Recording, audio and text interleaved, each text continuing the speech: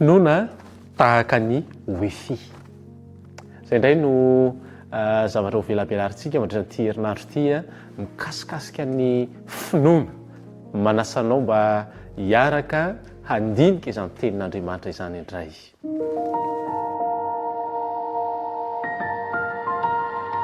Ampifaliana indray no amanginanao any atokantrano any na tratra izao maraim-baovao voalohany herinandro izao.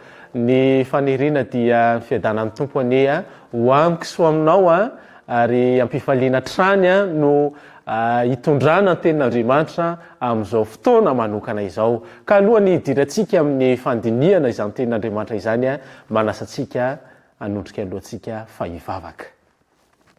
Rainay izay an-danitro misaotra mankalaza ny anaranao no ny fitahinao sy ny fitantananao manokana nay tsy raray avy.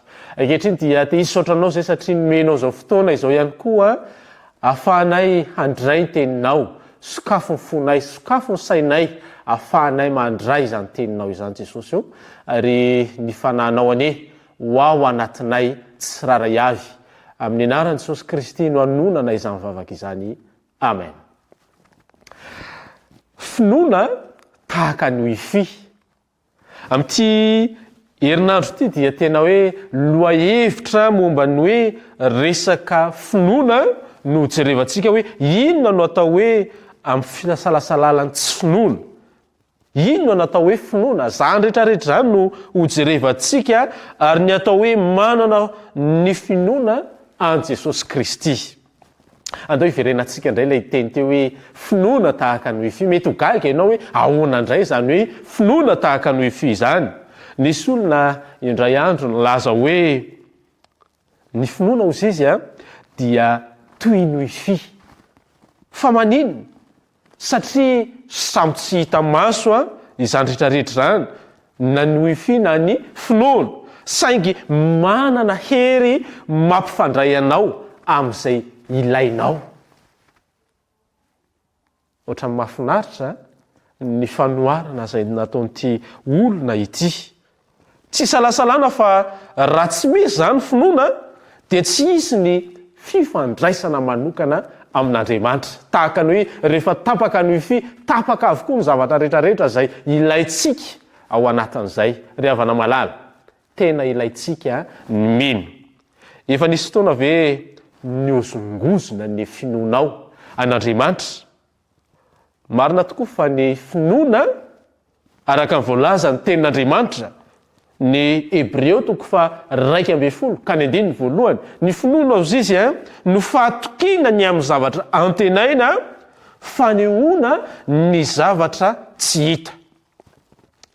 Zany hoe zavatra tsy azontsika amboarimboarina fotsiny zany ity resaka finoana ity, na hoe zavatra amboarintsika eo amin'ny zavatra ao amin'ny herin'ny tenantsika.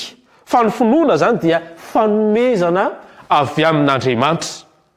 Araka ny voalaza ny Efesianina 2:4 sy ny 7 izany. Zany hoe tsy afaka mino an'Andriamanitra izany sika raha tsy sinoa ny zavatra efa ataon'Andriamanitra ao anatintsika sy ho atsika. Inona fa betsaka ireo zavatra izay efa nasehon'Andriamanitra teo amin'ny fiainanao. Raha andeha hijeritsika ny amin'ireo tantaran'ny olona izay nifandimby ao amin'ny tenin'Andriamanitra hoe fa maninona no niresaka tamin'Andriamanitra mivantana ny olona tamin'izay fotoan'izay, satria mbola tsy tao am-pelantanan'izy ireo ny tenin'Andriamanitra dia mora tamin'izy ireo ny finoana. Fa amin'izao fotoan'izao dia eo am-pelantanantsika ny tenin'Andriamanitra, mahita ireo zavatra fahagagana, ireo soa izay nataon'Andriamanitra teo amin'ny fiainan'ireo mpanompon'Andriamanitra teo aloha, dia inona fa ny fanana masin'Andriamanitra izay miasa ao anatsika dia ino isika, satria betsaka ireo zavatra efa nataon'Andriamanitra teo amin'ny fiainan'ireo mpanompon'Andriamanitra sy teo amin'ny fiainantsika teo aloha. Andeha hieritreritsika hoe inona zavatra efa nataon'Andriamanitra teo amin'ny fiainanao. Anisan'izany ny fanomezany atsika io fofinaina io dia efa zava-dehibe izany, efa antoka anankiray tokony hampitombo ny finoana ao anatitsika. Aza mitady famantarana hafatsony fa ny zavatra izay miseo eo amin'ny fiainanao andao ireny no horaisitsika. Zao no voalazany boky atao hoe ilay fitiavana mandresy, nosoratan'ny mpanompon'Andriamanitra anankiray atao hoe Ellen White. Ozy izy hoe tsy ireny famantarana ireny anefa no nolainy jiosy, tsy mety hitondra soa azy ny pirofo ivelany fotsiny tsy fanazavana ara-tsaina no nolainy fa fanavaozana ara-panahy.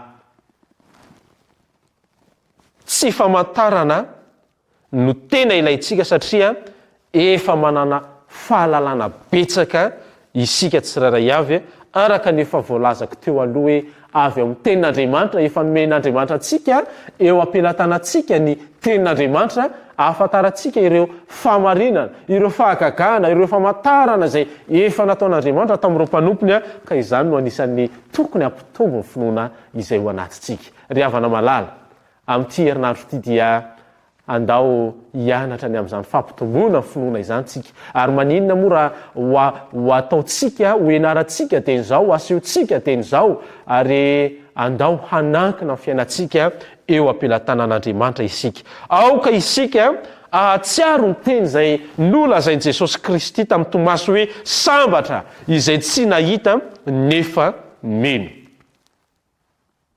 Izany no tenin'Andriamanitra ho antsika amin'ity androany ity, tsy mitaky ny ananantsika finoana jamba i Jesosy Kristy, fa efa nomeny anao ireo antony maro izay tokony hinoana,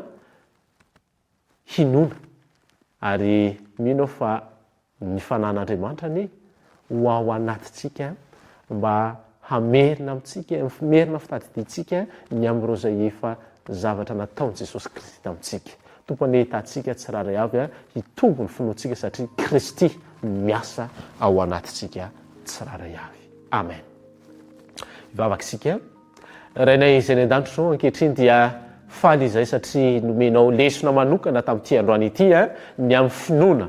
Ny anaranay androany Andriamanitra fa betsaka ireo soa zay efa nataonao, famantarana ireo fahagagana zay efa nataonao tamin'ireo mpanomponao teo aloha, ka nanome anay ny famantarana izany ianao, nanome pirofo anay amin'izany ianao tamin'ny alalan'ny teninao. Koa omeo anay fanenao masina ray malalo mba hiasa atao anatinay, hampitombo ny finoana izay efa nananay. Ary inga Andriamanitra mba ny fananao hitaridalana anay mandrakariva, ary mba araka ny teninao teo mba ho sambatra ane izay tsiraray avy satria mino anao. Ny tononona zany mivavaka izany amin'ny anaran'i Jesosy Kristy irery ihany, sotra tompo malalo. Amen.